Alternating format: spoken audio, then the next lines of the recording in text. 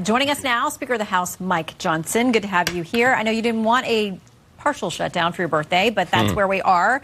Are you talking with Minority Leader Hakeem Jeffries? I am, and let me explain quickly what Chad just explained there, a little more detail. So after the 43-day shutdown last fall, the Democrats hoisted upon America, the longest in history. We tip our hat to all the appropriators in both parties. They got together. They were insistent to get all the appropriations bills done. There's supposed to be 12 every year. We did that. And because of their hard work, bipartisan, bicameral, we got that through the process, and now the Senate and House have approved 11 of the 12 funding bills. Now, they modified it because they broke out the Department of Homeland Security bill in the last package, which sends it back to us. It has to be reevaluated. I'm interested in what Hakeem Jeffries said there. He and I have been talking. He said they'll evaluate the bills on their merits. That's great, because the 5 bills coming back to us are exactly the same as they were when we passed it just a couple weeks ago. So the Homeland Security bill will be separated.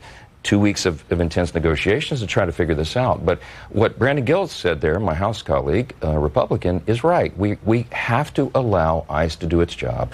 We have to allow Border Patrol to do its job, and we're going to make sure they have the funding to do that. Well, first of all, you've got to get through the House passing this 2-week patch that comes back over from the Senate. Now, you have a couple of ways of doing that without getting too wonky. There's one slightly quicker way that would require a 2/3 vote, but that obviously is going to require Democrat votes. It doesn't sound like they're there. But if you go the longer route with the rule, you can do it with a majority vote, but you got a really tight margin there. And some of your members on the Republican side are saying, we don't want to vote for this. So how do you close down both the left and the right flanks? We'll have a lot of conversations to have with individual Republican members over the next 24 hours or so. We'll get all this done by Tuesday, I'm convinced. We do have to do it we have a rule process, which will be probably on our own.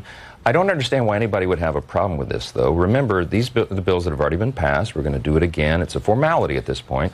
The Homeland Security bill is important, and we have important negotiations. The president is leading this. It's his play call to do it this way.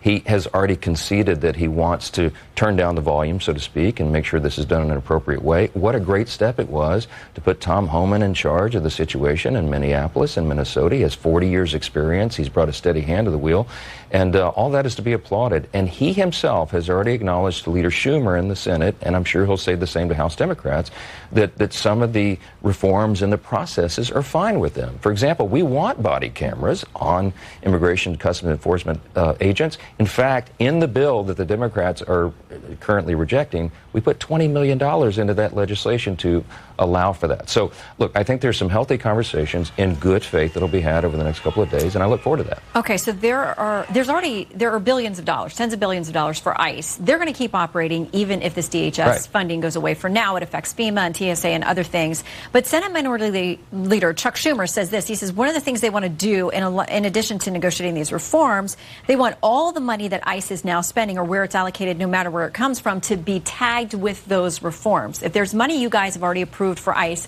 can any reforms reach to that money? We put all of that funding in the big, beautiful bill, the Working Families Tax Cut. And I'm glad that we did, because we had to fix the crisis that was created by the Biden administration over the previous 4 years. They opened the border wide. It was absolute chaos. We allowed, by some estimates, 20 million illegal aliens to come into the country, and many of them hardened, dangerous people, criminals.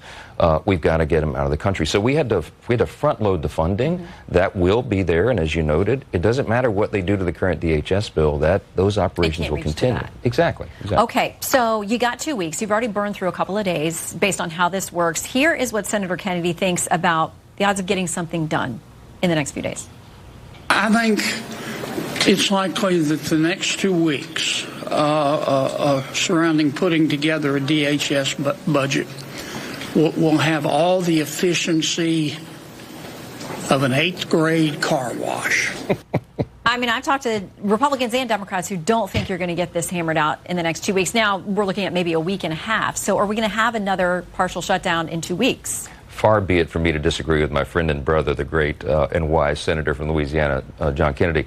But I have to be a little more optimistic than that. I've got to get everybody in a room and work this out. I think we can. Look, as I said, the head of DHS and the head of the operations in Minnesota And the president himself has said that we're close to getting there. We can agree to some of these conditions because everybody, all the American people, want the law to be enforced and done in a meaningful and efficient and effective way. Immigration enforcement should be balanced and fair and safe and all of that. Now, I will say that we need good faith on both sides, especially in the implementation. And what the problem that you have in Minnesota is that you've had the governor and local leaders who have been basically inciting violence in some cases. They're encouraging citizens to impede federal law enforcement, and that sets up a dangerous, chaotic situation. And so we need everybody to do their role and play their role and do their part, and I think we can. Well, there's some Democrats who don't sound like they're going to move at all. They're talking about violations of constitutional rights, people being disappeared, saying that ICE is not operating within the law.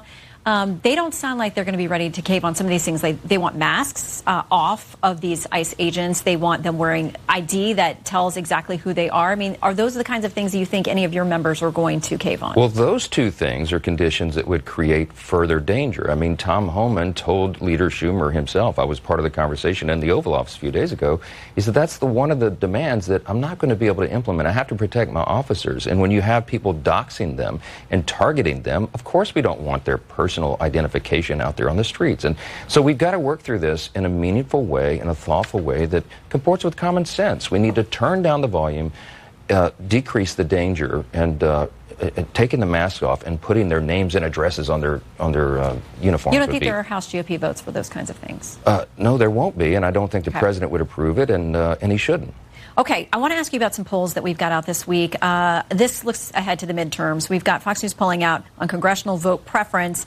The Democrats now have a 6-point lead on that. Now, that stands in contrast to this from the Federalist. They cite Quinnipiac pollsters reporting that congressional Democrats had a record low job approval of 18%, 73% disapproval, worst since the tracking began in 2009. So why are you guys down to them 6 points on the generic ballot? Well, that's not unusual. It's almost always the case, and that's a lower number on the generic ballot of favorability for them than the last midterm election. I am very bullish on the midterms. I'm convinced, Shannon, that we're going to win. We have an extraordinary record to run on. We're raising more money than Democrats right now. I personally raised $82 million as an all-time record for a speaker last year, and when you combine that with the Congressional Leadership Fund, which is the Speaker's endorsed super PAC, I raised $218 million. The NRCC has better numbers. The RNC has better numbers. We're going to have a war chest to run on and a great record and extraordinary candidates to put out there on the field. We've got the tailwinds, and I think we're going to defy history and do this and grow our majority. I need a margin larger than one, Shannon. It'll make the job a little easier. It's going to be very tricky, especially after that special election from Texas yesterday. Quickly, these are a couple of the issues where Fox News polling shows that voters give Democrats the edge. On affordability, they're plus 14. On helping the middle class, plus 14. Can you turn that around before? Yeah, absolutely. We're in the process of doing it right now. The Working Families Tax Cut that we passed last year, the big, beautiful bill, will be implemented fully this quarter and next. The economic growth numbers will go up. It's written for lower and middle class earners, and they are the ones that are going to feel the effects. No tax on tips, overtime, tax relief for seniors. The average American household is going to have $10,000 more in their pocket because of the reforms that we put in, and it will go on and on and on. So all boats will rise. People will see the effects of that. This is about promises made, promises kept. And we are excited to go out on the campaign trail and tell that story. Well, first of all, I've got to get the government up and running again. We'll track the vote this week. Speaker, great to see you. Thanks. For coming You too. in. All right. The Senate